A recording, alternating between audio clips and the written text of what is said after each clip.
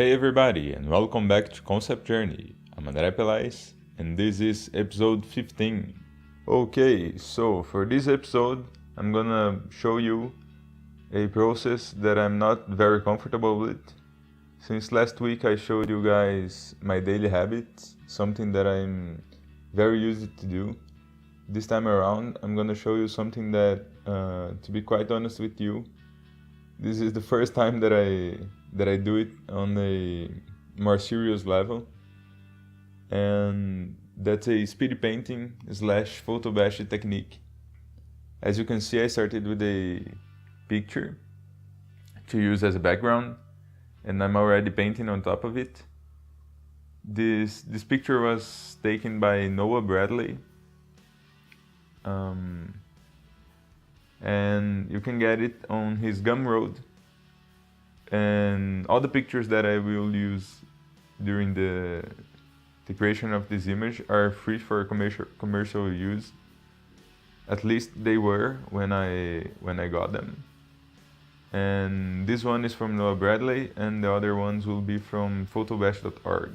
You will be able to see them later in the video. So, as you can see, I'm painting a sort of hanger with a ship on top. Even though this is a technique that I don't often use, I will still use my favorite subject, which is vehicles. And the idea is that there's some sort of post or some sort of stopping point in the middle of this road, basically in the middle of nowhere, where you can hint an aircraft or a spaceship or anything like that. And this is the renting point.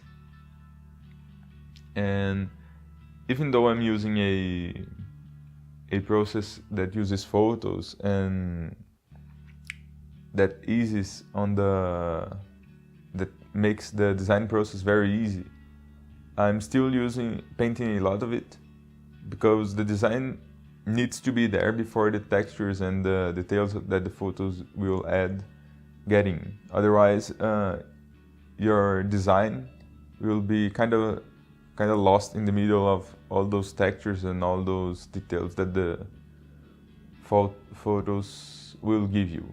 You need sort of organize your mind to know how to use those photos. And that's something that I wasn't aware of until I started this process.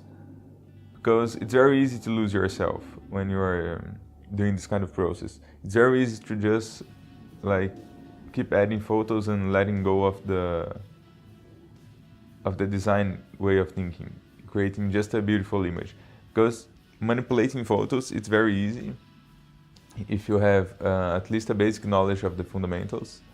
And I'm not saying that I'm a master of it, but it's way easier than drawing, as an example. It's way easier than coming up with everything from your own imagination, because you already have a notion of the details, and if you are kind of lost, they will give you a design direction. You can see now that I'm adding those photos. They are parts of a landing gear of an aircraft, a random aircraft, and this point around on my design, the design direction changed quite a bit. I started with a more bubbly shape, spaceship, and I will end up with a more squared one. The photos gave me that idea, because I was using a sort of a wired kind of surface on the engine. The engines are those things on the side of my ship. And I wasn't quite happy with that bubbly shape. Now I added those photos, and they gave me the idea of doing a more sort of a squared one, a squared shape, which will match the design of this hanger. And to be quite honest, it gave a rough and old school feeling to the piece that I quite enjoyed. And yeah, from now on I will only be working on top of those photos. You can see that I'm even though I'm working with photos, I still worry about perspective, I still worry about mirroring everything, I still worry about the values that they give. It's not only adding photos and leaving them be there. I'm painting quite a lot on top of them, because otherwise it would look very surreal and the photos would not match my painting style and this kind of stuff. The main objective of this part is that I need to take those textures that the photos gave me and matching them with my painting style. Make the transition between the painted parts and the photo parts not as drastic as they could be if I only slapped the photos on top of my painting. And not being afraid of painting on top of everything that I already added. As you can see, I work with basically three layers. One for the photo, one for the background, and one for the ship itself. I tend to merge every layer down, so I will not be afraid of painting on top of them. Otherwise, I would be very insecure. And of course, that's something that I just do for myself. If I need to work on something, I will keep the layers on. It's way easier to edit anything when you have 100 layers than when you have this kind of stuff. But since this is a personal project, I tend to use my most productive way, my most productive methods. And I'm way more productive when I don't use a lot of layers, simply because of that fact that I will not be so afraid to edit my image that it would take a lot longer to generate the design. Now I'm working on the landing gear of the ship, and you can see that on the landing gear I did not use it that many photos, which is kind of weird because I only used photos from landing gears in real life objects. But even though that I did not use those photos, they gave me a lot of inspiration on the shapes and on the basically the design direction that I should have used on the whole piece, even the parts that don't have photos. And I'm also thinking about balancing the level of details. You can see that the engines on this ship have a bunch of details that were photobashed, but the other parts of the ship I keep quite simple and quite clear, because if you have a whole ship full of details, it would be quite hard to look at it and to understand the main function of the object. But when you keep it that simple, with only a few cut lines on the rest of the object and this kind of stuff, it makes quite easy to read the object as a whole. The shape language of this object, I kept also very simple. It looks like a dragonfly, and it's a very popular insect to get inspiration from, because it looks to be quite honest, it looks very radical and very cool. And you can see that if you look through internet, there's a lot of pictures over the internet that people use that design direction.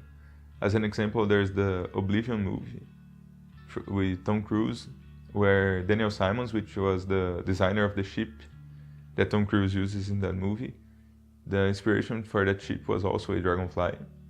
And I quite like the design direction on that movie. That's why I decided to create something kind of similar, but giving my own flavor to it. In this part, I'm working on the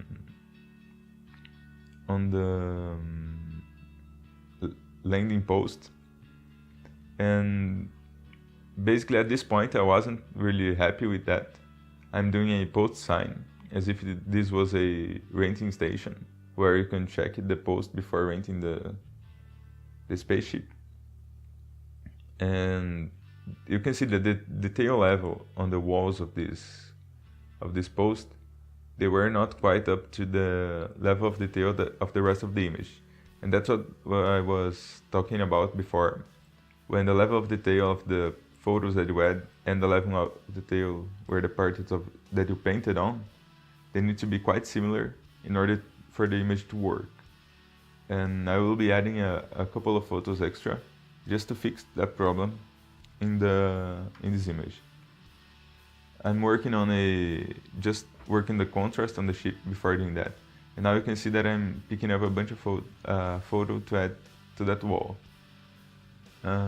Something that is quite weird is that this photo is not a wall texture or anything like that.